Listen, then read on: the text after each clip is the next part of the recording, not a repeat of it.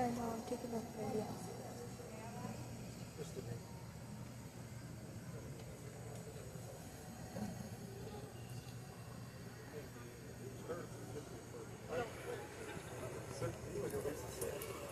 He was already shot. I felt bad about that. Someone just shot out of it.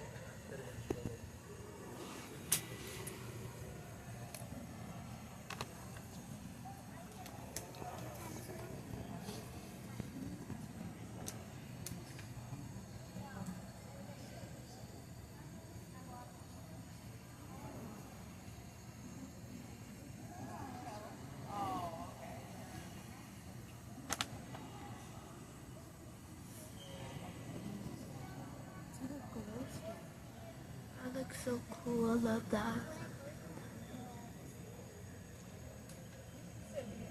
She's just making glass. Oh my god, that looks so cool. See right now? Yeah, okay. So let me point out to you all the big screen on the wall behind me. Two more of them up high in the back. That's going to be a good place for you to look when the glass is in the flame. You can notice right away as I'm melting this glass that there's a bright orange glare that appears around the flame. That is called soda flare because it's a little bit of sodium that's burning away as the glass melts. And the sodium comes from one of the ingredients in glass that is called soda ash. It's a mineral. Soda flare is not going to harm your vision. It's okay to look at it if you want to. And while you're looking at it, the first thing you're going to notice is that is very hard to see through. That's why the camera comes in so handy. There's a filter on that camera lens that is filtering out the soda flare. It's the same filter I have in my eyeglasses, same one you see there in the center window. Take a look at that filter in the window and you'll notice that is not especially dark. It's not really brightness so much that we're trying to get rid of, but a specific range of color wavelengths that are hard to see through. And so the filter is kind of purplish, and that is filtering out the yellowish orangish glare. And you can notice up on the screen, the picture up there, it's kind of purple, and that's why.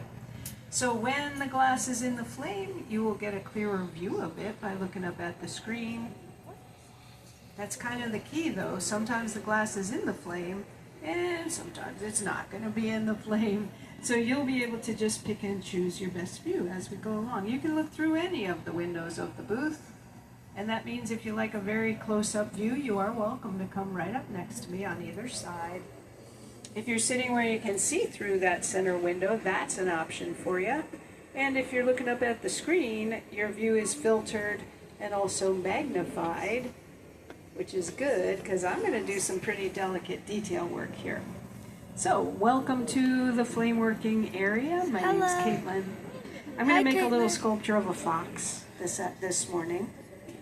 I am starting here with solid rods of glass in my hands, and then that's about a 4,000 degree flame in front of me. 4,000 degrees Fahrenheit. It's a pretty high temperature. Yep. And to produce that kind of heat, my torch is burning natural gas. That's like you'd have for a gas stove. By itself, that's not really hot enough to melt glass very efficiently. And so we also add lots of compressed oxygen to the flame. And I bet you've heard this before. Oxygen is an accelerant for flame, right? It means it makes it burn hotter. And so that's how we're getting that really high temperature. That's a good thing because the glass I'm using, this glass, which is called borosilicate, melts at 3,000 degrees Fahrenheit. And I got a 4,000 degree flame. That's plenty of heat to get the glass soft pretty quickly. If you have been to one of our hot glass demos here at the museum, you probably heard one of the furnace workers tell you that glass melts at 2,100 degrees Fahrenheit. I just said 3,000 degrees. Sounds like a discrepancy. So the furnace workers, they are not wrong, but they are using a different type of glass than what I have here. And so isn't that an interesting thing to realize, that there are many different types of glass, and they might have different melting temperatures and a lot of different other interesting characteristics depending on the mineral ingredients in their formulas. And so soda lime glass, that's our most common type, has a much lower melting temperature than borosilicate. Soda lime is what your windows and drinking glasses and light bulbs are usually made of. That's the glass they're using at the Hot Glass Show. I can flamework soda lime glass too, but today I'm using the borosilicate. And variations of soda lime glass have been around for almost 4,000 years. Isn't that amazing to think about? People have been shaping glass for a long time, and soda lime's the most common type. Borosilicate is newer. It was formulated at the end, late 1800s, and it's specifically 1800s? formulated to be able to withstand more dramatic temperature changes than soda lime glass without breaking.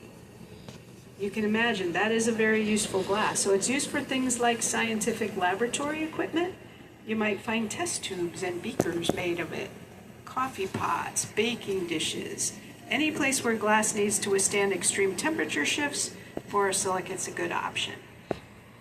It's a pretty glass too. It's very bright and shiny and clear.